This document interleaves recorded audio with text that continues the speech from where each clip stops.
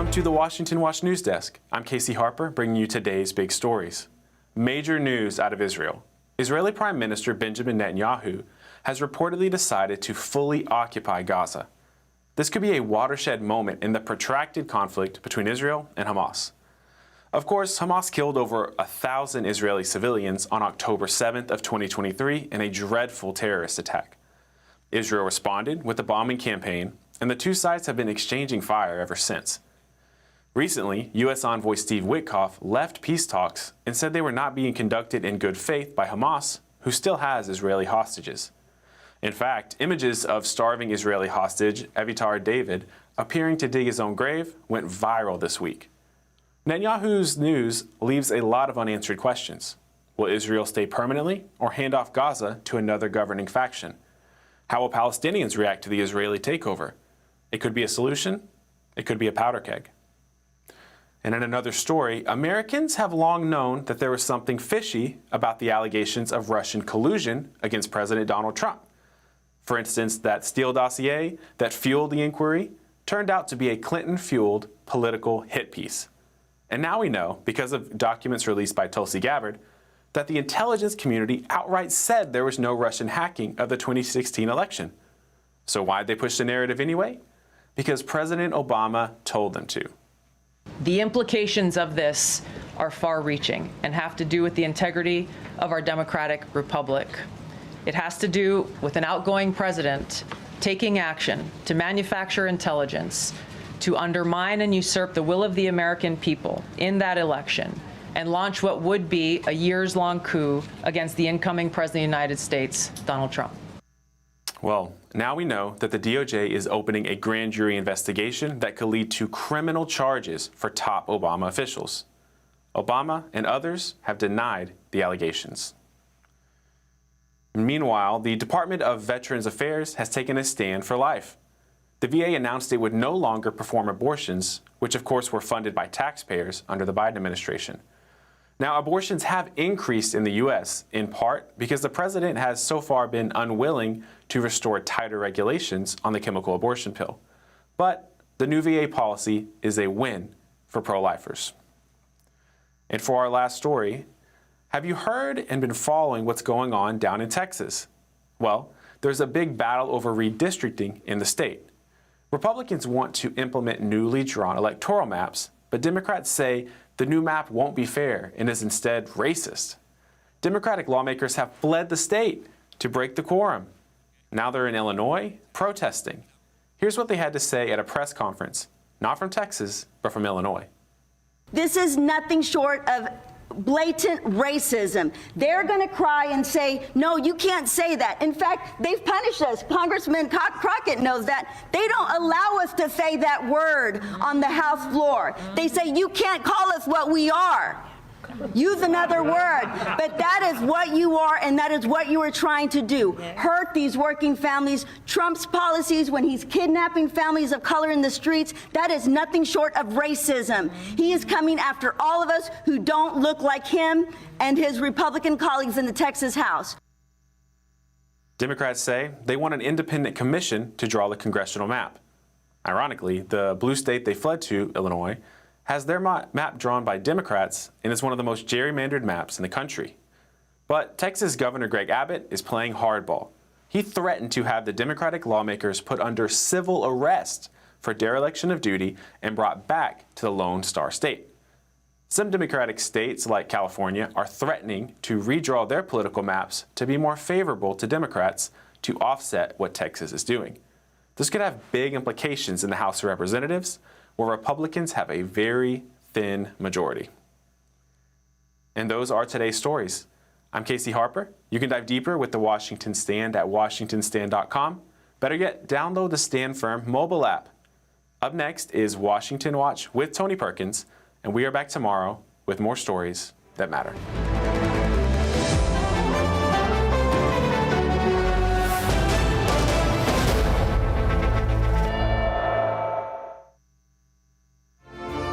From the heart of our nation's capital in Washington, D.C., bringing compelling interviews, insightful analysis, taking you beyond the headlines and sound bites into conversations with our nation's leaders and newsmakers, all from a biblical worldview. Sitting in for Tony is today's host, Jody Heiss. Well, good afternoon and welcome to this Tuesday edition of Washington Watch. So glad to have you on board with us today. I am Jody Heiss, your August host. As we get going through this month, I'm a senior fellow here at FRC, and so glad to have you with us. All right, we've got a lot to bring your way today. We're going to begin in just a moment by having Representative Jim Baird. He will be with us to discuss the latest as to what's happening in Israel, and there is a lot taking place there. Not the least of which, the Speaker of the House, Mike Johnson, is there visiting Samaria and Judea. So we've got a lot to cover with Congressman Baird here in just a few moments. And then a little bit later in the program, we're going to be looking at Texas. Again, it's unbelievable what's happening there. A host of Democrats have fled the state. The legislators, Democratic legislators, have fled the state as the legislators there are trying to make some redistricting decisions. Well, the governor's response is to issue a warrant for their arrest. So we'll be speaking with Representative David Spiller, State Representative of Texas, as to the latest of what's going on there as the program unfolds. And then we've got some good news as it relates to marriage. Divorce rates are down. In fact, down at 50-year lows. How amazing is that, and what is the cause behind of all of that? Well, Carter Skill will be joining me. He's the executive director at the Institute for Family Studies, and we'll try to break down some of those great news. And then we're going to shift gears and look over to California. One of the most dangerous bills as it relates to parental rights ever in the history of our nation appears to be unfolding there. And we want to bring you the latest. Gina Gleason with Real Impact will bring us the latest there. And friends, I tell you, this is something that will make the hair stand up on the back of your neck. So you want to be aware of what's happening there. And then we will conclude the program today with Joel Richardson.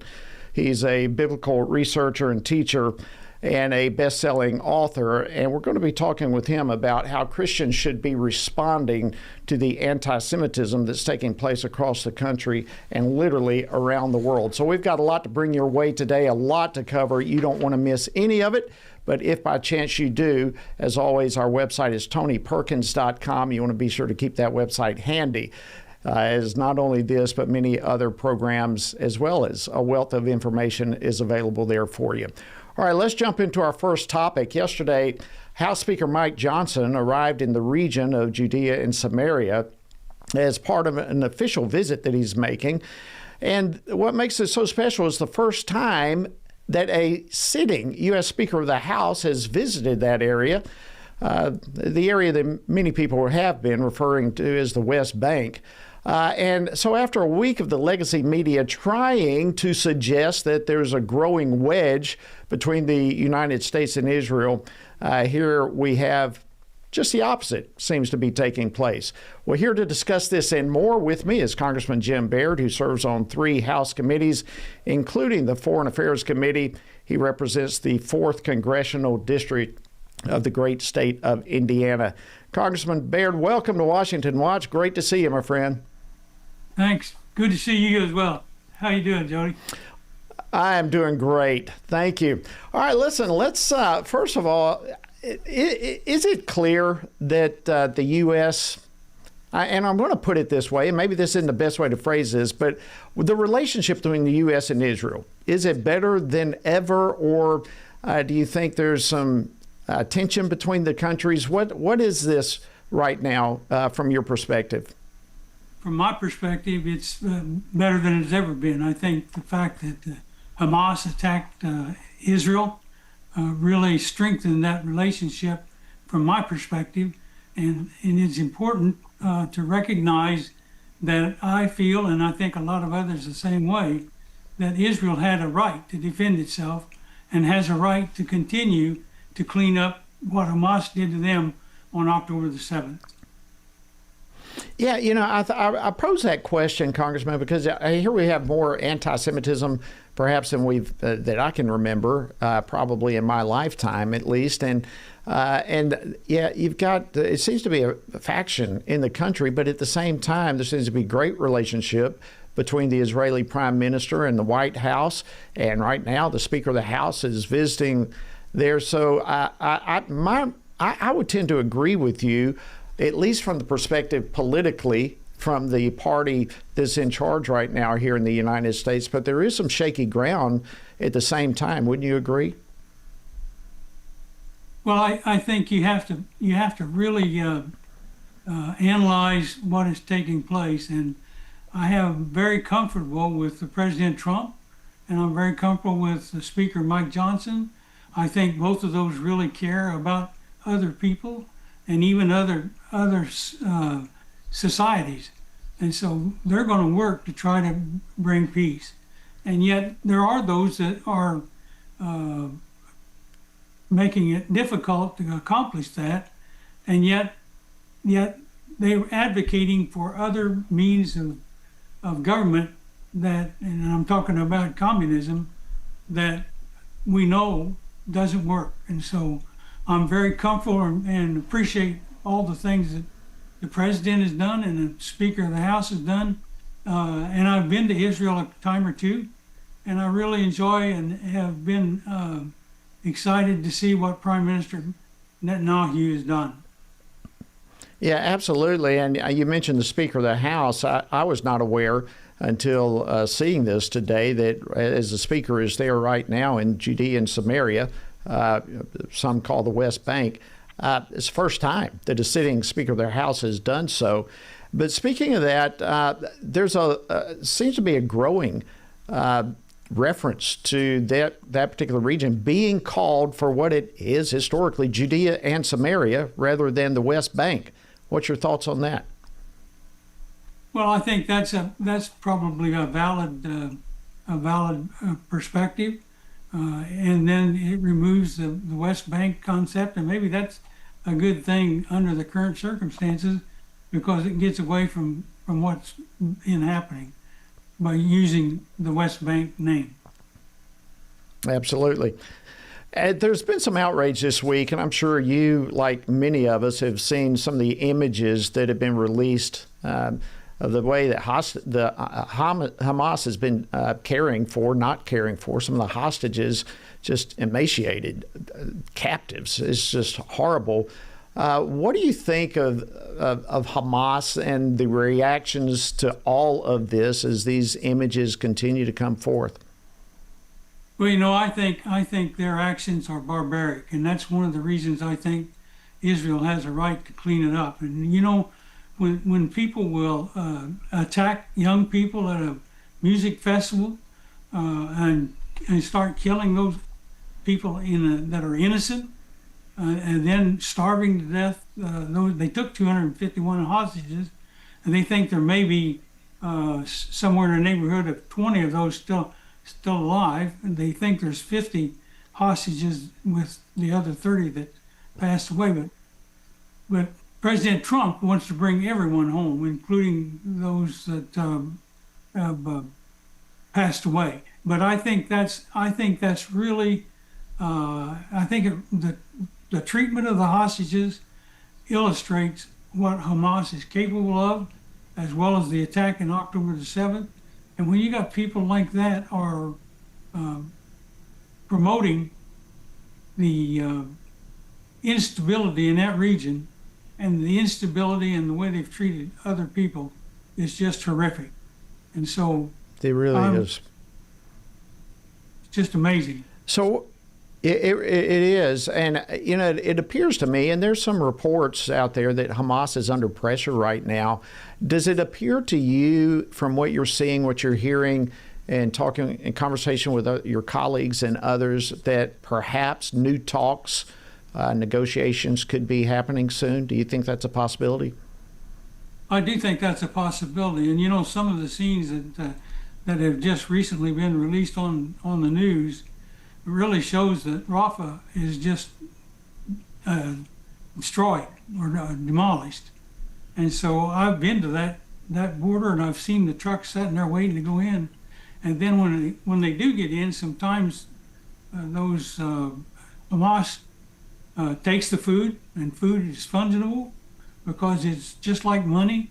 And if you've got it, it's illustrated by those people trying to get enough food, and you see the activity that takes place when they meet these distribution centers.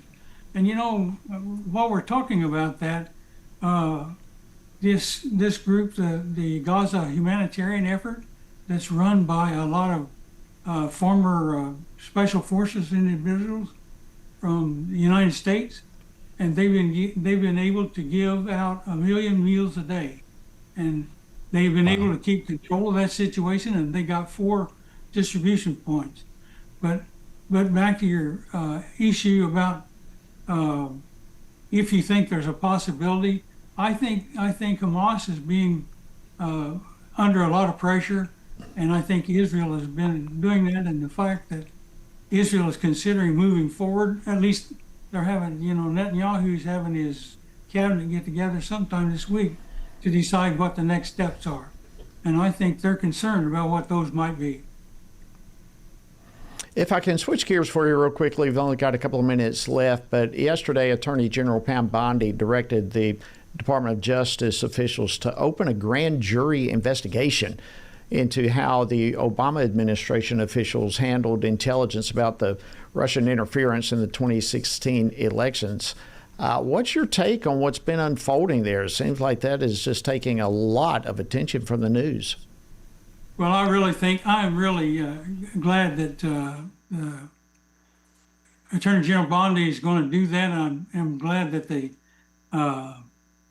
Director Kash Patel and the DNI Tulsi Gabbard are all going to take a look at and get to the bottom of this. And I think the American people deserve that, and they need justice because this has been going on for years, and it's all been against President Trump.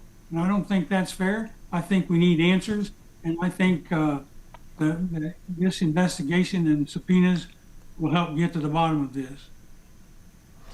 The subpoenas that came out today, I saw from James Comer, and the Oversight Committee released a list of people that they are going to subpoena, from Hillary and Bill Clinton all the way down to a host of others.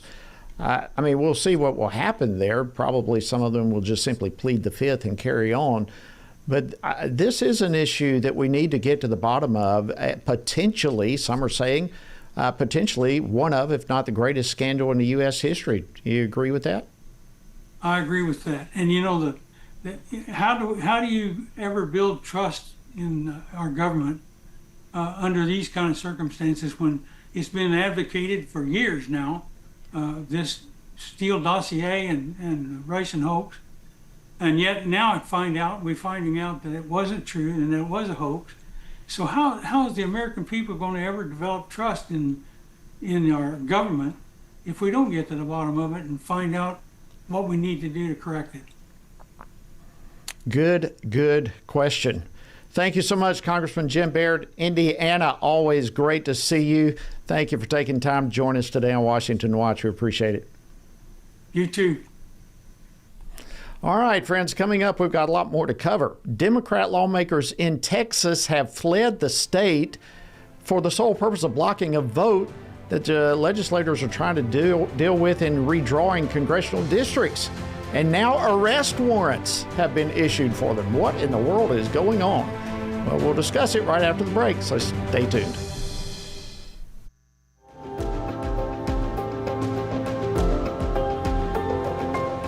The family is the oldest, most tested, and most reliable unit of society. It is divinely created and sustained. And yet, there are those who are always tampering with its values and structure. That's why we need organizations like the Family Research Council that can effectively defend and strengthen the family. Family Research Council began over 40 years ago, like all great movements of God, with prayer. Today, rooted in the heart of the nation's capital, FRC continues to champion faith, family, and freedom in public policy and the culture from a biblical worldview. FRC is one of those bright lights that helps us focus on true north. And I shudder to think, had they not been here, that it could have been worse. The Family Research Council is key. It's one of a handful of groups that I think will determine whether our children live in a country that enjoyed all of the freedom and all the opportunity that we enjoyed in this great land. It's just a wonderful parachurch organization that doesn't seek to take the place of the church, but it seeks to assist the family and the church as we try to move forward successfully, not in a defensive mode, but in an offensive mode as we seek to live our lives according to the Holy Scriptures. FRC is not going to be whooped. We're going to fight. We're going to take a stand. And again, we don't retreat. You will never see in front of this building here in Washington, D.C., a white flag fly. We will never step back. We will never surrender, and we will never be silent.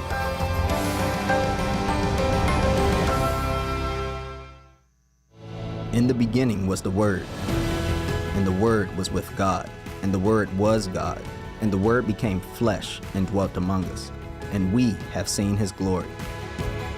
Family Research Council invites you to join our Stand on the Word Bible reading plan as we reflect upon the life of Jesus, the Word who dwelt among us. Come with us and discover the glory of the Word. Read the Gospels and witness the life-changing story of Jesus, His life, death, and resurrection. Come read how Jesus transformed the lives of common people and how those same people transformed the known world through the power of the Holy Spirit. Come with us for 10 to 15 minutes a day and read the entire New Testament before the new year. Find our Bible reading plan and daily devotionals from Tony Perkins at frc.org/Bible. Join us and stand on the Word.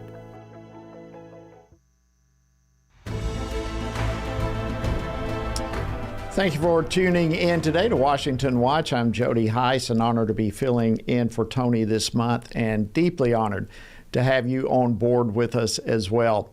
All right, this next story is incredible. The Texas House of Representatives convened today, I'll put that, but they had to adjourn for a second day in a row because the state House Democrats are AWOL. Well, yesterday, arrest warrants were issued for dozens of them. These are lawmakers who have fled Texas, and as you probably are seeing on the news, they've gone to various blue states. It's all in an effort to try to block the state legislature from voting on legislation to redraw congressional districts there. So, what do you make of this? Lawlessness, more lawlessness from the left, and frankly, a pushback on the will of the people. Well, joining me now to discuss this is Texas State Representative David Spiller. He's from the 68th District of the great state of Texas. Representative Spiller, welcome back to Washington Watch. Thank you, Jody. I appreciate you having me. Well, it is an honor to have you. And boy, all of us have tons of questions and intrigue over what's happening. Let's begin. Why don't you just give us a little background on what's been happening there over the last few days? Well, we got called in Texas. We meet for 140 days, once every 2 years. We did that. We completed that. But then the governor can call us anytime back into special session anytime he wants to, and he puts certain things on the call. And that special session can last up to 30 days. Well, one of the things on the call, there were 18 matters on the call, but on down the list was congressional redistricting. And it needed to be addressed because of some legal reasons under a Fifth Circuit case and so forth that came up last year.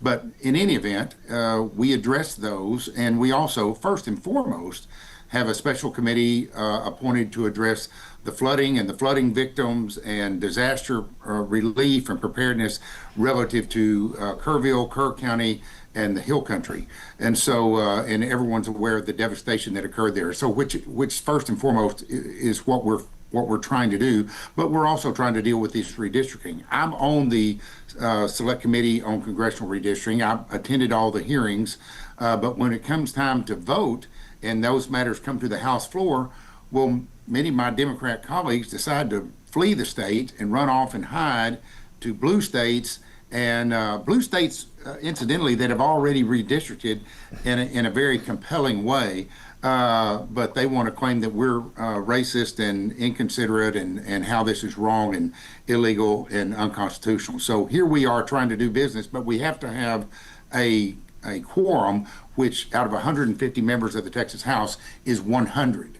So there are 88 Republicans. We had 88 Republicans show up today, and 8, with all due respect, there were 8 Democrats that showed up, but we were at 96 folks altogether. We were short of a quorum, and so hopefully we can get one soon. So is what your Democratic colleagues doing part of the process there? I mean, is this legitimate, or is this a violation of the law or the rules of the House, or what is this a legitimate thing they're doing? Jody, great question. It is neither. It is both. It is both a violation of our rules. It's a violation of the law. Governor Abbott has even raised the issue that it may be considered a criminal offense of bribery to the extent that these folks have accepted benefit in return for their non-vote and non-participation.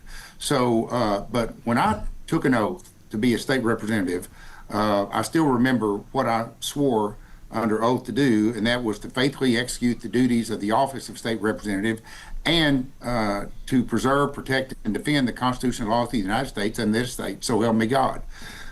These folks have completely ignored their oath of office and have fled the state. It is not permitted under the House rules to do so.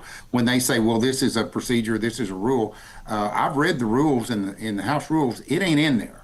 So it's a blatant violation, and it's a slap in the face to not only all Texans, but especially to those folks that we're trying to do important work in the state of Texas for, including the flood victims of Kerr County.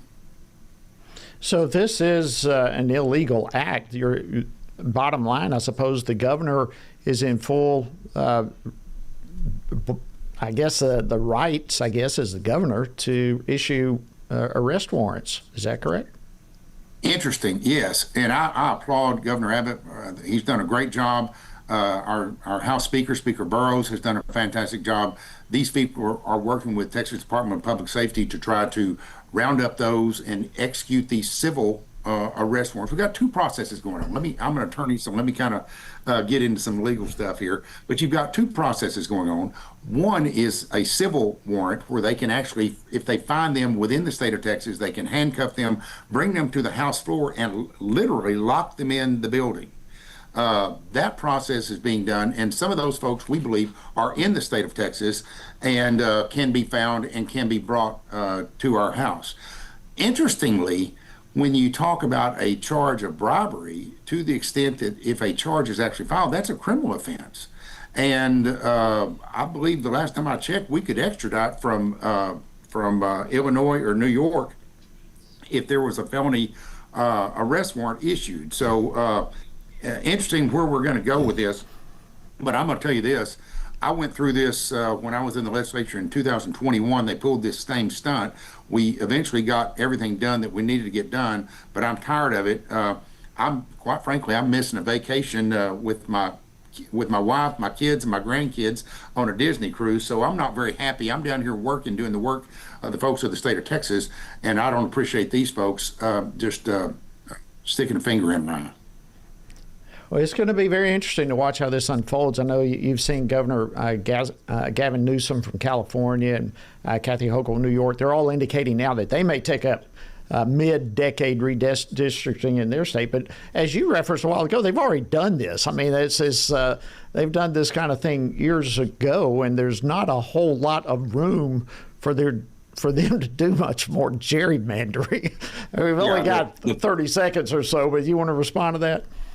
Yeah, the pickings off those bones would be pretty slim, I would tell you, because you can't imagine when you look at what the top 5 Democrat states in the country have done and how they've done this and the advantage that they've created for themselves is outrageous. And the very idea that these people go run to those states, California, New York, Illinois, New Jersey, Maryland, all of those states, and you look at what they've done and the advantage that they've created for themselves and how disingenuous it is. Absolutely. Thank you, Texas State Representative David Spiller from the 68th District. I appreciate you joining us, and sorry you're missing your vacation. That's all right. Thank you, Jody. Appreciate it. All right, friends, you bet. Coming up next, we got some great news on the marriage front. Divorce rates have been falling at a 50-year low. Stay tuned. We'll bring you all the details right after this. Download the new Stand Firm app for Apple and Android phones today. You can join a wonderful community of fellow believers. We've created a special place for you to access news from a biblical perspective. Read and listen to daily devotionals, pray for current events, and more. Share the Stand Firm app with your friends, family, and church members. And of course, stand firm wherever you go. At Family Research Council, defending the family isn't just a mission, it's our daily calling. Every team member at FRC uses their God-given talents to stand for biblical truth, protect life, and uphold religious freedom. Here at Family Research Council, we face many threats to the family, threats that have been with us for some time. Abortion, the gender ideology threat, the attacks on marriage, the attacks on parental authority, and the attacks on religious freedom. We have to promote, support, strengthen, and incentivize family growth so families take their place in society in a place of honor. I'm defending the family by working in the Center for Biblical Worldview to provide cutting-edge research and resources for pastors, ministry leaders, and Christian parents. Through my work at the Washington Stand, I passionately defend what God has defined for marriage and family. I don't see the Washington Stand as just a place to talk about cultural events. It's a place to share biblical truth. It's a perfect outlet to advance and defend what God has defined as good, true, and beautiful. Because of you, we're able to frame things in such a way that help Christians stand for truth on the things that matter most, like life, faith, family, and freedom. Thank you for standing with us. Thank you for your support. It is so critical to the work that we at Family Research Council are doing day to day as we support and strengthen the family. So thank you.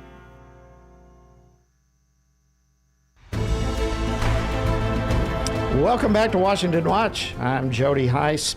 Glad to have you joining us today. All right, you probably have heard, like most of us have, the saying that half of all marriages end with divorce. Well, it turns out that may be some outdated information based on an analysis of marriage trends in recent years. In fact, in recent decades, the divorce rate has actually been falling, and now it's at a 50-year low. Amazing. So what can we draw from all of this? Well, I'm glad to have my next guest with me, Carter Skeel.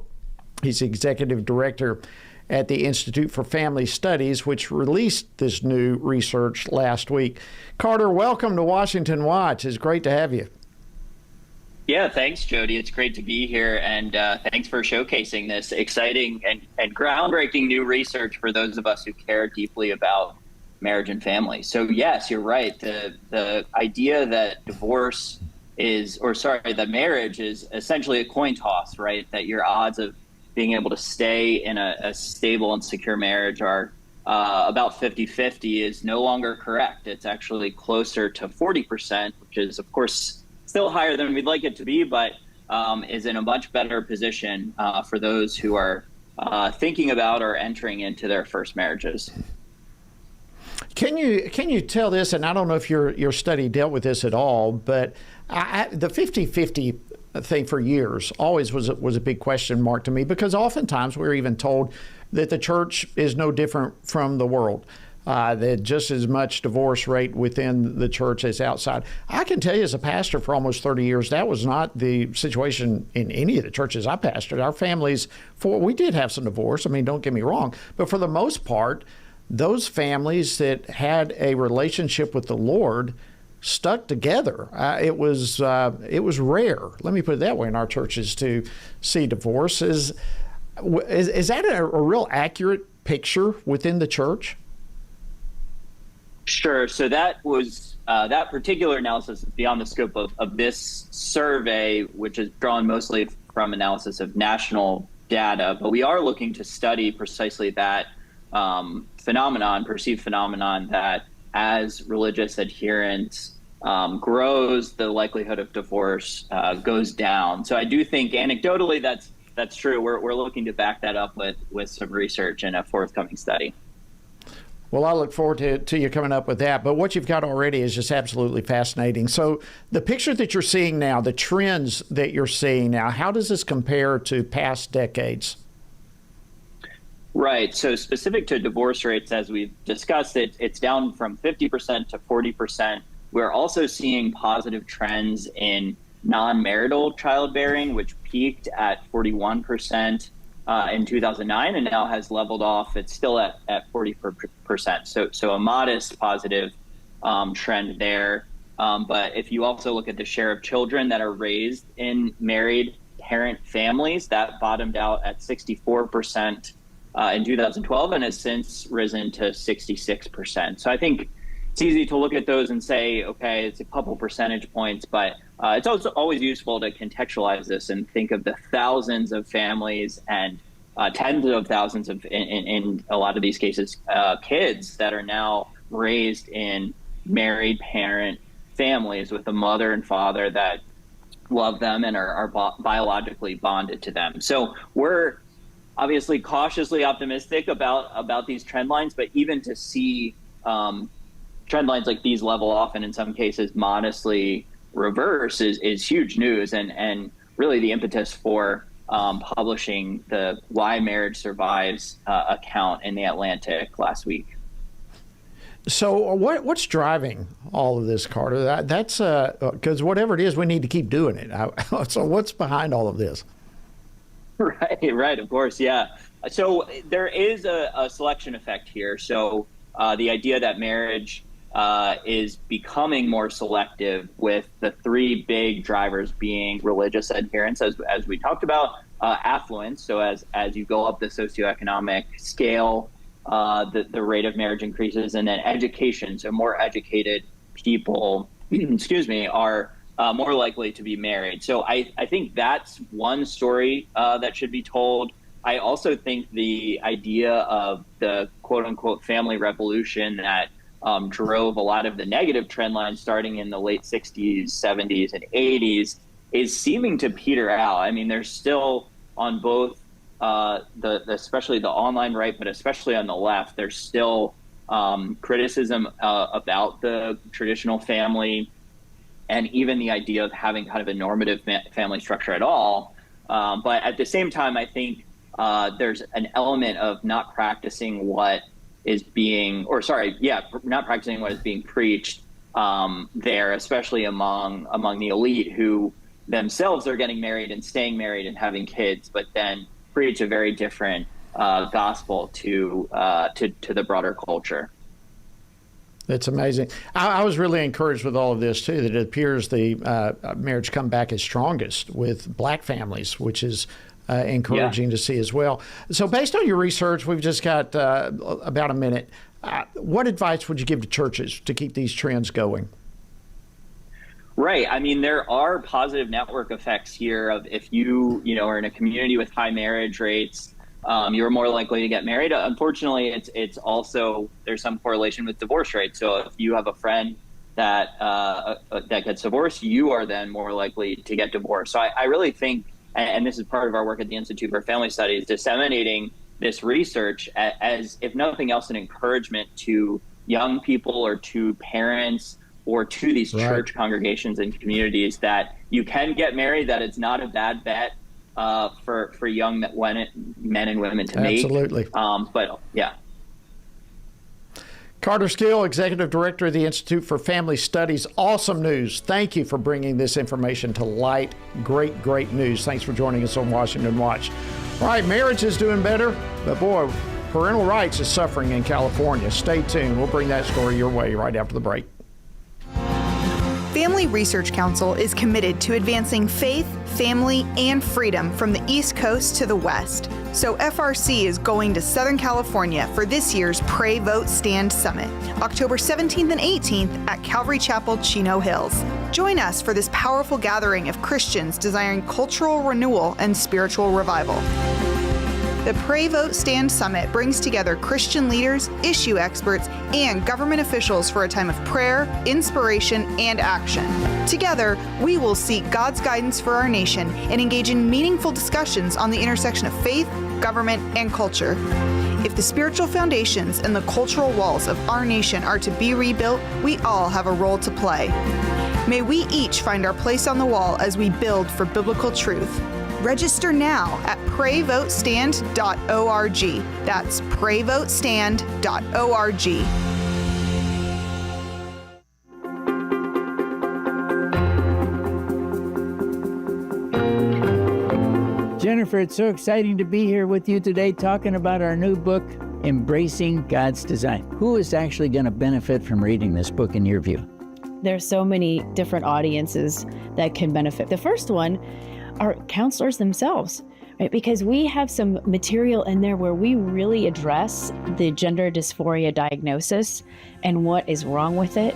We have information for people who are wanting to go back to embracing God's design for their life. This is really magical to have the therapist and the individual who suffered come together and write about why this is happening and why we're seeing this. And we brought all of that experience to the table. We want to see people walking in the fullness of who God has called them to be and not a false identity.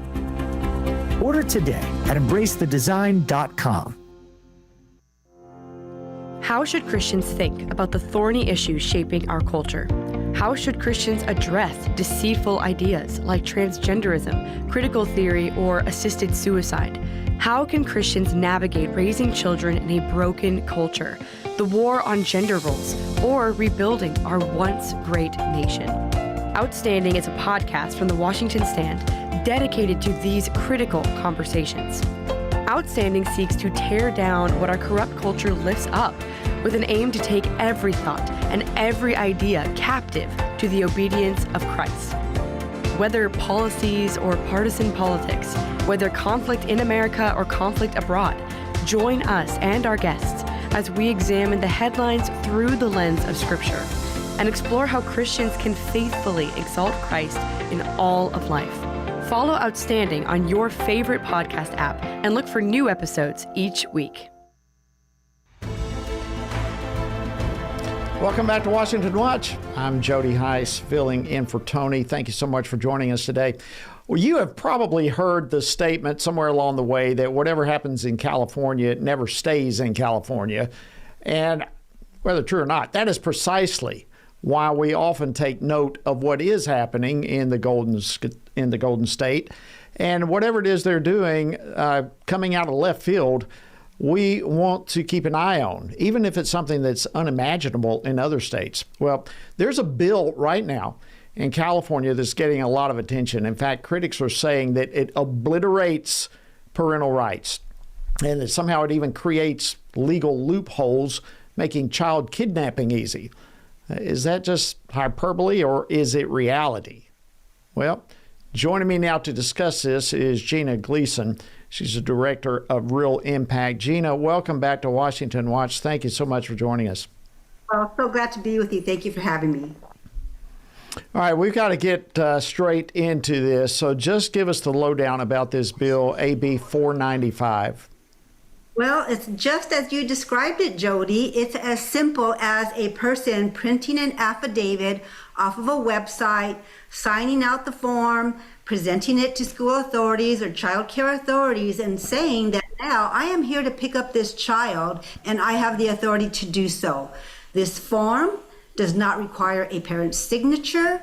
This form has a checkbox that this fraudulent caregiver can check and say, I tried to contact the parent to tell them that I wanted to be the caregiver, but I couldn't reach them. It's that simple. Whoa. All right, so what's the makeup of the California legislature, specifically as it relates to this bill? What is the perspective of this bill actually passing?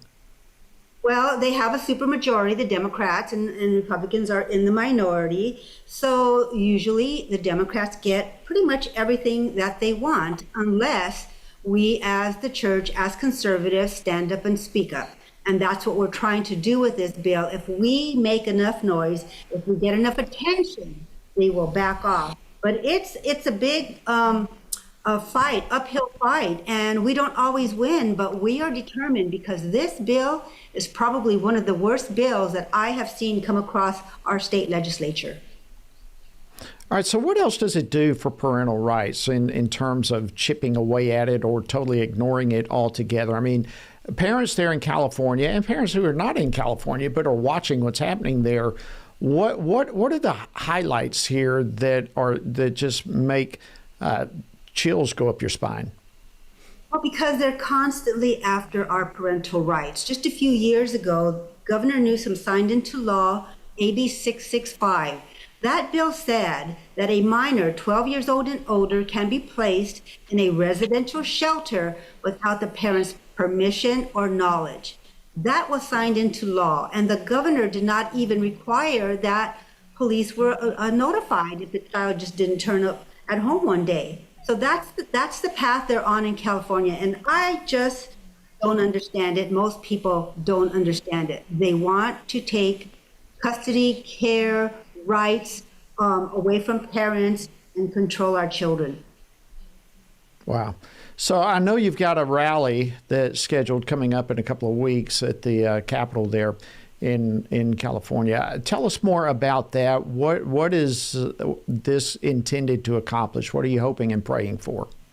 Well, because we need to get the attention of our state legislators. Our state senators need to know that we are standing in opposition to this dangerous bill.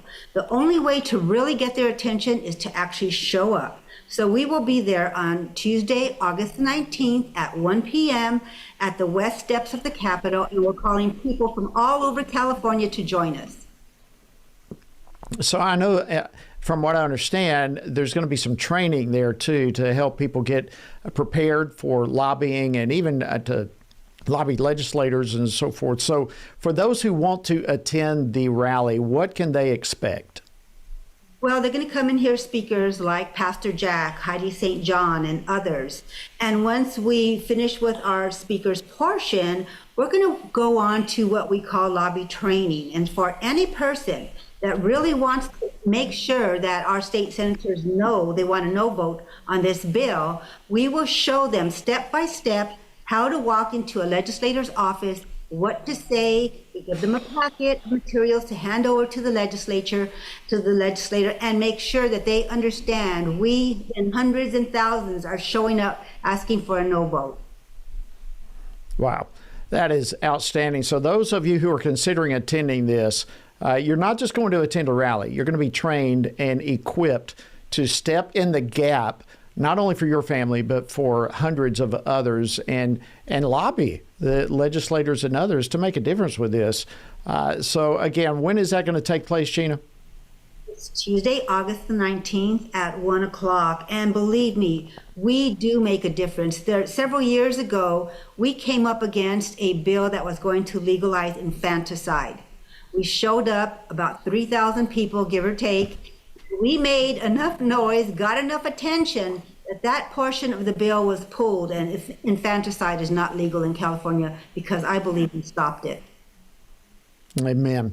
And that's going to happen again. We are joining you in prayer and believing that's going to happen again with this bill. What is next, by the way, for this bill? Where is it right now in the process? Where's it lie, and what's next?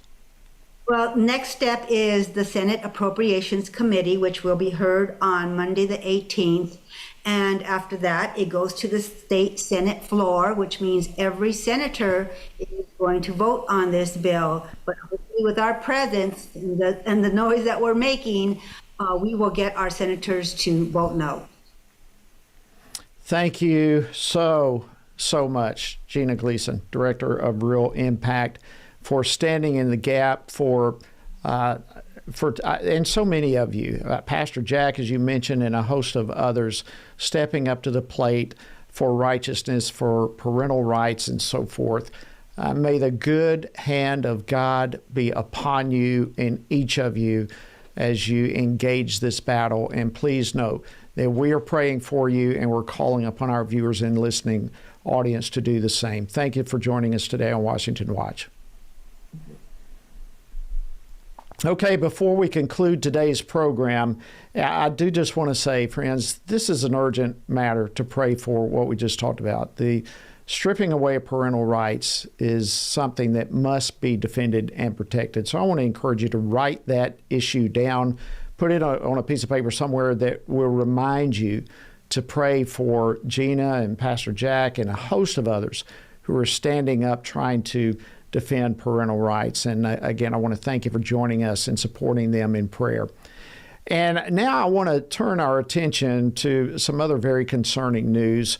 Earlier today, the FBI released some new data on hate crimes, and they reported the highest ever increase, reported single bias, anti-Jewish hate crimes, the highest ever last year. And although Jews make up about 2% of the U.S. population, the reported single bias anti-Jewish hate crimes comprise 16% of all reported hate crimes. Folks, this is just incredible in the statistics here. So how should we as Christians respond to all of this? Well, joining me now to discuss this is Bible teacher and best-selling author Joel Richardson. Joel, welcome back to Washington Watch. We deeply appreciate you coming on. Jody, thanks for having me on. All right, so what do you make of this rise in anti-Semitism here in the U.S. and around the world? So obviously we're seeing like actual hate crimes. We're seeing violent attacks. We saw that young couple literally just murdered in cold blood in Washington a few months ago. But far beyond that, beyond the hate crimes, it's the national discourse. You know, we've seen people who were just recently, darlings of the right. We're not talking about radical leftists. We're talking about people like Candace Owens, Tucker Carlson, who they're going off the rails, embracing not just mild forms of criticism of Israel or this type of thing, but embracing full-blown, like some of the most lurid, base, ridiculous, like disproven, intellectually bankrupt forms of anti-Semitism. And these are the influencers, you know, Joe Rogan, the single most listened to podcaster in the world, hosting historians who are literally entertaining the idea that Hitler was the good guy of World War II and Churchill was the bad guy. And we have a whole generation right now of young people who are embracing this. So the reality is, even what we're looking at right now, the data, the FBI data from 2024, I don't see that going away. I believe it's going to get a lot worse. So let's try to dive into this, Joel. What's behind it? What is driving this whole hatred? Is anti-Semitism? What is behind it all? Look, it was Jesus himself who said, you know, all nations will hate you because of my name. And Christians debate that. It's from the Olivet Discourse in Matthew 24. They go, well, he was talking to Jews, he was talking to Christians. But the context of what he was talking about was a time of unparalleled tribulation, specifically in Israel, in Judea. And so this is the fulfillment of the words of Jesus. This is the fulfillment of biblical prophecy. So what's behind it is Satan. It's very simple. The Lord has a plan of redemption. He has chosen to put his son on Mount Zion to rule the nations. And Satan wants the throne of David. And so he's going after God's people. That is what's behind it. So what do you say to the person who, a professing believer, or not, let me just say, what do you say to the person that says there's a difference between the Israel of the Bible and the Israel political state today? Why should we care? Why should we be concerned with what's happening in Israel today? Well, first of all, it's a foolish statement. It's the same people. It's the descendants of the people in the first century. It's the same piece of land, same people, same piece of property. The Lord's covenant to Abraham, Isaac, Jacob, and the children of Israel was everlasting. I will give you this piece of land. So the suggestion that it's not, I mean, of course, it's thousands of years later, but it is Israel. And look, just take the Bible and set it aside for a moment. Just last week, 5 minutes up the street from my house, 5 minutes walking distance, there was an individual out on the street corner with a Palestinian flag. And I live in a a very affluent Midwestern suburb of Kansas. And he was out there, I filmed him literally screaming that he's going to destroy every single blanking Jew, every one of, reported to the FBI. What we are called right now as Christians to do is be good neighbors. And so we can talk about the theology and the ideas that are behind this hatred, the bad theology that leads to the mistreatment of the Jewish people, as it has throughout literally all of Christian history. But right now it's time to be good neighbors. And as you said, the hate crimes in the United States against Jews is disproportionate. The Lord calls us as his followers to stand with the poor, the downtrodden, the persecuted, the hated, the marginalized, the little ones. That is always the central issue on God's heart. And so right now it's time for Christians to stand up and be good neighbors and also provide intelligent theological responses to a lot of the nonsense that is just exploding out there. Sounds like what you're describing is something that needs to be spearheaded in the churches across America and the church leaders of this country, who tend to shy away from, oftentimes, from items that are highlighted in the news to begin with. But this is a biblical issue very clearly. What would you say to pastors right now by way of encouragement for them to step up and teach and train their congregants as to what a Christian response ought to be towards the Jewish community right now? So pastors and teachers, first of all, they need to educate their people. When we as a community try to interact with the Jewish community, they're often very, very leery, very suspicious, with good reason. We have to acknowledge the long history of, quite frankly, the blood on our hands as Christians, whether we identify with the kind of Christians, the denomination of Christians that did these things. Jews don't know the difference. They just say, your people did this to my family and my people. So we begin with repentance. That's a very legitimate, necessary first step to a healthy relationship. And we need as pastors to educate our people. The majority of the pulpits today are not going deep. It's shallow, surfacey, self-therapeutic sermons, and the people are not equipped. And those that are, unfortunately, again, the church is divided. It's split right down the middle. Those that are embracing replacement theology, supersessionism, it's these ideas. Once you believe and teach that God is no longer done with this people, God's mad at this people, it's his will that they're dispersed among the nations, then it's very logical. It's very logical for you to say, well, if I'm a servant of God, then I should treat them harshly as well. And that was exactly the logic of Martin Luther, so many other Christian theologians. So we need to educate our people. The Jewish community is very well aware of how we've mistreated them, but most Christians are oblivious to it. And this sort of historical selective memory or amnesia is something that needs to be addressed. In about 30 seconds or so that we have left before I need to wrap up, to those who are not pastors, but just Christians who are listening, watching you right now, how can they pray with their families, with their friends, to start moving the hearts of others in this arena? Look, I think by bridge building, we can pray for our neighbors. But I think it's by bridge building, by getting in front of people face to face, eye to eye, and building relationships so that they're not just theoretical, that they're our neighbors, and build those relationships, because those are the things that survive when the storms come. Relationships just theoretically online, that's not going to do it. It's going to have to be much more real and substantial. Outstanding. Thank you so much, Bible teacher and best-selling author Joel Richardson. We appreciate you so much coming on the program. God bless you. God bless you. Thanks so much, Jody. All right, friends, that wraps it up. A lot to cover, and we try to do it all from a biblical perspective. Thank you for joining us on Washington Watch. We will see you tomorrow, same time. Have a great evening. Washington Watch with Tony Perkins is brought to you by Family Research Council and is entirely listener-supported. Portions of the show discussing candidates are brought to you by Family Research Council Action. For more information on anything you heard today, or to find out how you can partner with us in our ongoing efforts to promote faith, family, and freedom, visit TonyPerkins.com.